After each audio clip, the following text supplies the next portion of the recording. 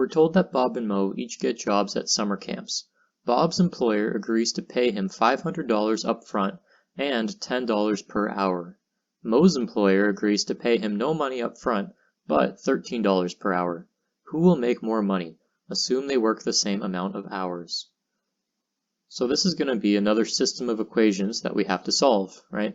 And I think first what we should do is maybe make some let statements just to help us stay organized. So I'm going to say let y be the total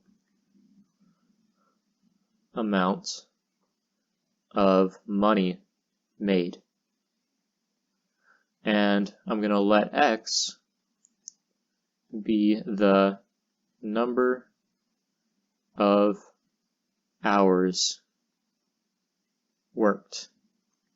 Because setting up your parameters like this, assigning variables to things in the question, allows you to turn this question into an equation for each person.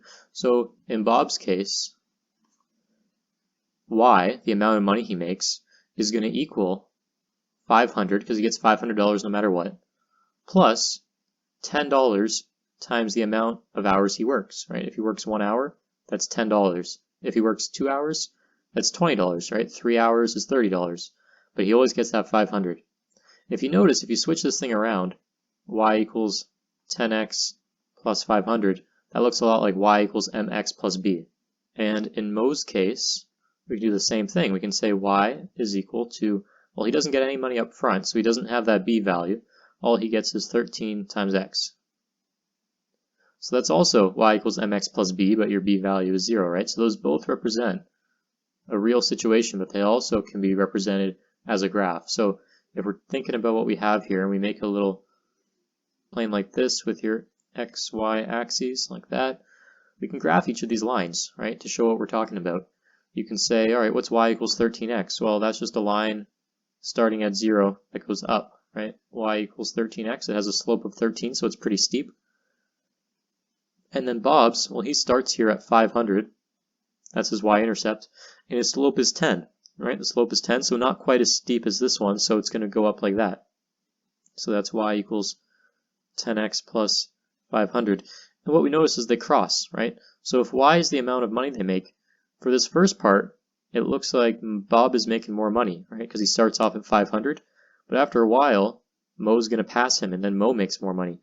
So it depends how many hours they work, right? Like most of these questions, the answer comes down to, well, it depends on how much they work, right? It depends on something. So we have to figure out, okay, when is this? How many hours is this? Because then you can say, well, if they work more than that, Mo makes more money, but if they work less than that, then Bob makes more money. So we have to figure out how many hours that is. We have to figure out the solution to the system of equations. We have to figure out where they cross, because that'll tell us the x value when they cross. So how do we want to do this? Well, we can use substitution. So you can say that y equals this, therefore set them equal. So 13x equals 10x plus 500. Bring that 10 to the other side. 13 minus 10 is 3, so you have 3x equals 500. Divide both sides by 3, and you get x is equal to 166.67 approximately. So if they work more than 167 hours, Mo's making more money. If they work less than that amount of hours, Bob's making more money. So that's how you would write your final answer. You want to write that out in words and describe that the answer depends very much on how much they work in relation to this amount of hours. All right, let's do another one. The concentration of one pot of Kool-Aid is 10%. The concentration of a second pot of Kool-Aid is 20%. The ideal concentration is 12%. What volume of each mixture is needed to make 2 liters of Kool-Aid at 12%? So just like the last one, we're going to do some let statements, I think. We'll say let A be the volume of the 10% mixture. So that's the quantity of the mixture that has 10%. And we're going to let B be the volume of the 20% mix. So it's just the same words, right? That's the only part that changes. Okay, so those are your let statements. Now, if we wanted to, we can even kind of illustrate what we're talking about here. Like, if if I have one container, we'll call this, pretend that's a pot of Kool-Aid, right? And it has a particular volume, like that. And only 10% of this thing has Kool-Aid, right? So this here, that's 10% of the total volume. This is the other 90% up here, it's just water. Now normally this is all mixed up, but if you let it settle to the bottom, it would look like this, right? 10% of it would be the Kool-Aid. And then you have another one, and we don't know the volume of this one either, right? We don't know the volume of either of these, but this one has 20%. So this much of it is going to be Kool-Aid, right? 20%, twice as much as this one. So this is the other 80%. So we mix these two together, a certain amount of each. And as a result, when you do that, you're going to get one big pot of Kool-Aid like this, which has 12%. So this amount makes up 12% of the total. And we know that this whole thing, all of it combined, is going to be 2 liters. So that's quite a bit of information they're giving us, right? And that's good, right? We have more info to work with. So what I'll focus on first is the volume, right? Because the total volume at the end has to be 2 liters. And I know that we said A and B will represent the volume of each of these. So therefore, A plus B must equal 2 liters. So that's one equation already, right? Now we need a second equation. So I'm going to look at the other aspect of this, which is the concentrations. So the concentrations, we can make an equation that represents the concentrations and how they change when they're mixed together. So you could say that, okay, well, this whole volume here is A, and if you multiply A by 0.10 or 10%, that gives you the volume of just this part down here, just the Kool-Aid part.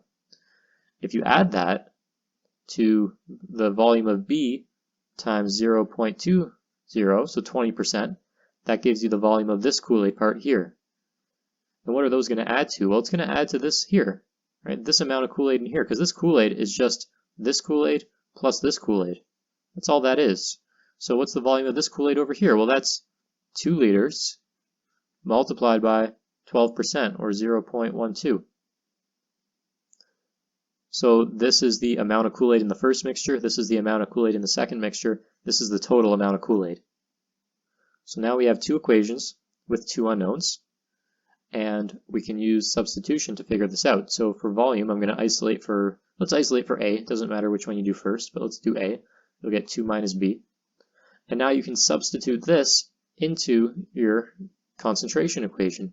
So wherever you see A, you replace it with this. So 2 minus B times 0.1 plus, I'll write this as 0.2B, and that's equal to 0.24. I just multiplied these two numbers together. 2 times 0.12 is 0.24.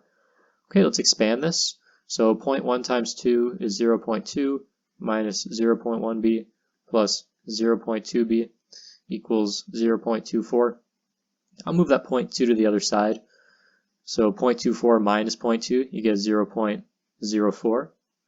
On the left here, you have negative 0.1b plus 0.2b. Those add together to be 0.1b. Divide both sides by 0.1, and you get b is equal to 0.4, and that's in liters, right? Because we said let b represent the volume of the second mixture. So the question was, how much of each do we need? How many liters of each concentration do we need? This is one of those answers. This is the amount you need of b. Now to figure out a, you just sub that back into this equation. Because a is equal to 2 minus b, or minus 0.4 liters. And that makes sense because those 2 liters added together should get to 2, right? So a is going to equal 1.6 liters.